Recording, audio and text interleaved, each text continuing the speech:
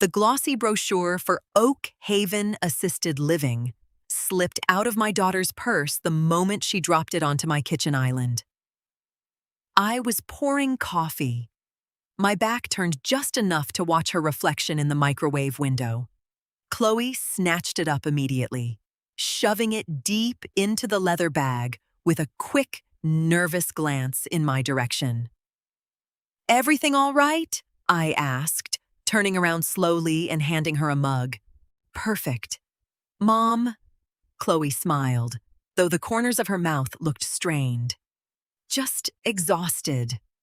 Mark and I have been so busy with the new house renovations." I nodded, sipping my coffee. I am 68 years old, in perfect health, and fully capable of maintaining the 4-bedroom suburban home my late husband and I paid off a decade ago.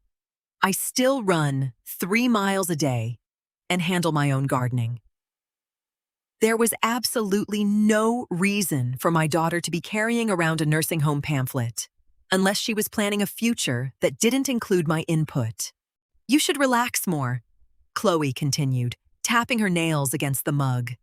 "This house is so big. Don't you ever feel overwhelmed? The stairs alone must be terrible on your knees." "My knees are fine," I replied easily. "Well, Mark and I were just talking about how much easier your life would be if you didn't have to worry about property taxes or a yard. You deserve to rest." She was laying the groundwork. I could hear it in the pitch of her voice, that sugary tone she only used when she wanted something expensive. Since her father passed 2 years ago, Chloe had grown increasingly interested in my comfort. But looking at the way her eyes darted around my living room, sizing up the square footage, I knew she wasn't thinking about my comfort at all. She was thinking about equity. I didn't confront her right then. Arguing with Chloe always led to exhausting circles of denial. Instead, I waited for her to leave, rinsed our coffee mugs, and walked into my home office. If she was making plans for my life, it was time I started looking much closer at hers. A few days later, I noticed a subtle shift in my daily routine. The mail arrived every afternoon around 2 o'clock. Usually, I'd find a stack of circulars, bills, and my monthly bank statements waiting in the box by the driveway. But for the last 2 months, my paper statements for the joint emergency account had vanished. Chloe had stopped by both times just to check on me, right around the time the mail carrier drove past. She had eagerly offered to bring the mail inside, handing me a neat pile of catalogs and junk mail. I hadn't thought much of it then. I sat at my kitchen table, opening my laptop. I prefer the feeling of paper, but I know how to navigate an online banking portal perfectly well. My husband, Tom, had set up a joint checking account with Chloe years ago, just in case something ever happened to both of us and she needed immediate funds for medical care or emergencies. We had trusted her implicitly, logging in. The screen loaded, and I stared at the transaction history. I hadn't touched this account in months, assuming the solid cushion of savings was sitting quietly. Instead, I saw a pattern. A withdrawal of $800 here, a transfer of $1,200 there, and the most glaring item, a recurring automatic payment for $950 scheduled for the first of every month, labeled Capital Auto Finance. I leaned back in my chair, exhaling a long, slow breath. Chloe and Mark had just leased a brand new luxury SUV. She had complained about the high interest rates just last week. Now, looking at the screen, I understood how they afforded it. She was using my emergency fund to subsidize her lifestyle, quietly draining the account while hiding the paper trail. I didn't call her crying. I didn't feel broken. I just felt a cold, sharp clarity. She thought I was oblivious, an old woman fading into the background. I closed the laptop, grabbed my car keys, and headed straight for the local post office. First things first, I needed a private P.O. box. The mail was no longer safe at my own front door. By Friday, the P.O. box was active, and all my sensitive mail was rerouted. I spent the morning gathering every financial document in the house deeds, titles, retirement account summaries, and moved them from the unlocked filing cabinet in the guest room into a small, fireproof safe bolted to the floor of my bedroom closet. Later that afternoon, Chloe dropped by, unannounced. She let herself in using her spare key, calling out my name cheerfully. In the kitchen, I answered, wiping down the countertops. She walked in carrying a small pastry box. "Brought you a treat, Mom." "You shouldn't be scrubbing so hard. You really need to take it easy." "I like keeping the house clean," I noted, accepting the box. She leaned against the counter, crossing her arms. "Mark and I were looking at some numbers last night. The real estate market is incredibly high right now. Have you ever thought about what this place could sell for?" "I haven't," I replied smoothly. "Because I'm not selling—" Chloe forced a laugh. "Well, obviously not today. But down the line, it's just too much house for a widow. There are some lovely communities nearby, places where they cook for you, handle the laundry. Mark thinks it would be the smartest financial move for you." "Mark thinks a lot of things," I murmured, taking a bite of the pastry. "I'm just looking out for you," she pressed, her tone shifting slightly, edged with impatience. "You have all this value tied up in empty rooms. If we sold it, we could manage the money for you. Make sure you're comfortable forever. We manage the money for you." The audacity was almost impressive. She wasn't just skimming the joint account for her car payments. She wanted the whole pie. She wanted the equity of my home to fund her grand renovations and luxury leases, tucking me away in an assisted living facility out of sight. I smiled gently, wiping my hands on a towel. "I appreciate your concern, Chloe, but my finances are perfectly fine." She frowned, clearly dissatisfied, but didn't push further.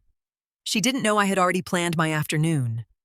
As soon as her car disappeared down the street, I grabbed my purse. The bank was quiet for a Tuesday afternoon. I sat across from a young branch manager named Kevin, handing over my driver's license and the debit card linked to the joint account. "I need to make some structural changes today," I instructed calmly. "I want to open a new, individual checking and savings account, solely in my name." "Of course, Grace." Kevin typed rapidly on his keyboard. "And what would you like to do with the existing joint account?" "I want to transfer the entire balance into my new individual account." I directed, "Leave exactly $25 behind to cover any minor maintenance fees. And then I need you to remove overdraft protection completely. If a charge hits that account and the funds aren't there, it simply needs to decline." Kevin nodded, processing the request without missing a beat. "I can certainly do that. Just be aware that any automatic payments linked to the old routing number will fail once the balance is depleted." "That is exactly the point," I confirmed, keeping my voice perfectly level. Within 30 minutes, the heavy cushion of emergency money was safely locked away in an account Chloe couldn't see, touch, or access. I set up new, complex passwords and opted out of all paper statements, relying strictly on the bank's secure app on my phone. I walked out of the air-conditioned building into the warm afternoon sun, feeling lighter than I had in months. For years, I had bent over backward to help Chloe, paying for her wedding, helping with her first down payment. I had been generous. But generosity is a gift, not a vulnerability to be exploited. The first of the month was exactly 6 days away.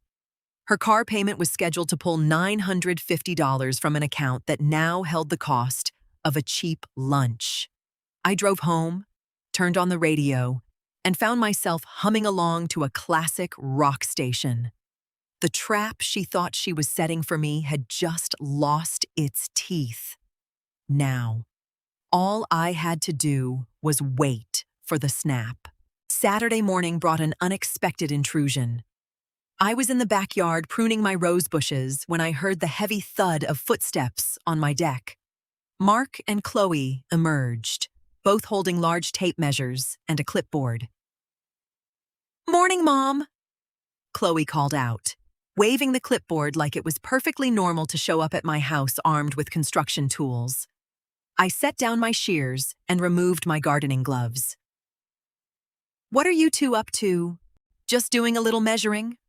Mark announced confidently, stepping past me to look at the exterior siding. "Chloe mentioned you might need some help organizing the garage and the spare rooms. We figured we'd map out the floor plan to see what furniture can be downsized." "I didn't ask for help organizing," I stated flatly. "Mom, you're hoarding," Chloe sighed, using a tone reserved for a stubborn toddler. "There's stuff in the guest room from 10 years ago. We're just trying to streamline your life. If you do end up moving to Oak Haven, you can't take all this heavy furniture with you." She was speaking the plan aloud now, bolder than before. They were actively measuring my home to flip it. They were already spending my equity in their heads. I watched Mark stretch a tape measure across my sliding glass door. "We could knock this wall out," he muttered to Chloe. "Put in French doors. It would increase the curb appeal by at least 10 grand. I didn't yell. I didn't demand they leave. I simply folded my arms and watched them perform their little charade. "You can put the tape measures away," I commanded, my voice dropping an octave. The firmness in my tone made them both freeze. "I am not moving to Oak Haven. I am not selling my house. And I am certainly not knocking out any walls." Chloe rolled her eyes. "Mom, you're not thinking about the future." "I'm thinking very clearly," I countered. "Now, since you're both here with so much energy, you can head into the garage. There are 4 boxes of your old college things. Take them home today. I need the space." They left grumbling, their trunk loaded with old textbooks and winter coats Chloe had dumped in my garage 5 years prior. The moment their taillights faded around the corner, I picked up my phone and called a local locksmith. I had been meaning to upgrade the security on the house anyway. Tom and I had installed those standard brass locks 30 years ago. By 4 o'clock that same afternoon, a quiet, efficient man named Luis was replacing the front door, back door, and side garage locks with heavy-duty smart locks. "You can use a keypad code or a physical key for these," Luis explained, demonstrating the mechanism. "It's highly secure." "Perfect. Just 1 key for me, please," I requested. I spent the rest of the weekend entirely undisturbed. I baked a loaf of banana bread, read a novel on the porch, and enjoyed the deep, unshakable peace of knowing my home was impenetrable. The spare key hidden under the fake rock by the hydrangeas was gone. The key dangling on Chloe's keychain was now utterly useless. I was establishing the boundaries she had spent the last 2 years casually stepping over. It wasn't about revenge. It was about preservation. A mother's love does not require her to be a doormat. On Monday evening, I sat by the window with a cup of tea, watching the rain wash over the driveway. The calendar on my wall indicated it was the 30th of the month. Tomorrow was the 1st. The day autopays triggered. The day banks processed their heavy loads. I felt a profound sense of calm. I didn't check the bank app. I didn't need to. I knew exactly what was going to happen. I turned off the living room lights, locked my solid new doors, and went to sleep, resting more soundly than I had since Tom passed away. Tuesday morning arrived bright and crisp. I spent the early hours tending to my indoor plants and listening to a podcast. At precisely 10:14 a.m., my cell phone began to buzz on the coffee table. The caller ID flashed Chloe's name. I let it ring 3 times before sliding my finger across the screen. Hello. Mom, hey. Did you change something with the bank? Her voice was high, tight, and vibrating with poorly concealed panic. Change something, I echoed casually, dusting a picture frame. The online login isn't working for the joint account. Chloe rushed out, her words tripping over each other. I tried to log in this morning to check on some things for you, and it said the account was locked or empty. Did you mess with the password? Oh, no, I answered smoothly. I went to the branch last week. I closed it. Silence hung on the line, thick and heavy. I could hear her breathing hitch. You closed it. You can't just close it, she snapped, the sweet daughter act evaporating instantly. Where is the money? It's securely in a new account under my name only, I stated. I realized I didn't need a joint account anymore. I can manage my own funds perfectly well. Mom, you need to put it back. Chloe's voice cracked. Right now, call the bank. Why would I do that? I asked, keeping my tone mild. Because my auto pay for the SUV just bounced, she shrieked. I got a notification from Capital Auto. It bounced, and they hit me with a late fee, and my personal checking is already overdrawn for the house renovations. She froze, realizing what she had just confessed. She had just admitted, out loud, that she was using my money to fund her car. I see, I replied softly. That sounds like a terrible budgeting problem, Chloe, but it's your problem, not mine.